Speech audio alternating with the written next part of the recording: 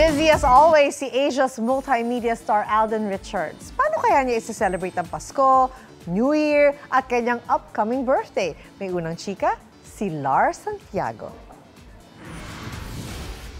Planchado na ang plano ni Alden Richards para sa Christmas season. Malaking oras ng Kapaskuhan ay bubuhos niya para sa Metro Manila Film Festival movie nila ni Sharon Cuneta na Family of Two.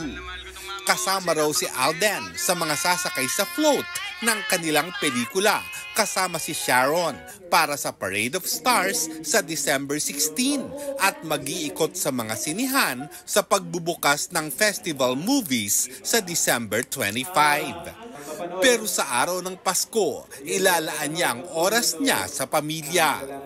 After the cinema tour, first Christmas po yata to ulit after the pandemic na I will spend it with them. Kasi parang this past holidays po ng pandemic, seldom lang po akong nakakasama sila. Pero right now, buti na lang din nangyari din yung Family of Two para may reason ako to stay in the country. Sa December 30, nakatakda namang pumunta sa Amerika si Alden kasama ang ilang miyembro ng kanilang pamilya para doon mag-New Year. Blessing, first time ng pamilya kong pumasa sa US visa after 4 years of trying. Opo, so andun po kasi yung kuya ko, tsaka yung kapatid po ng tatay ko. So bale 5 po kaming lilipad. After i-celebrate ang Pasko at Bagong Taon, birthday naman niya ang kanyang i-celebrate sa January 2. Ano pa kaya ang mahihiling ni Alden para sa kanyang kaarawan? Mabait naman si Lord sa akin. Yun po yung kailangan kong mas gawin, mas lalimin pa yung relationship ko with Him again. And wag ko pong idahilan yung pagka-busy ko para hindi siya maging priority. Hindi ba kasama sa wish niya ang pagkakaroon na ng girlfriend? Naniniwala po ako sa right timing talaga. I don't really see it as I am depriving myself of parang not having time for my personal life. I still have time for my personal life po. Ito ang unang balita. Lars Santiago para sa GMA Integrated News. We miss you, Kuya Lar.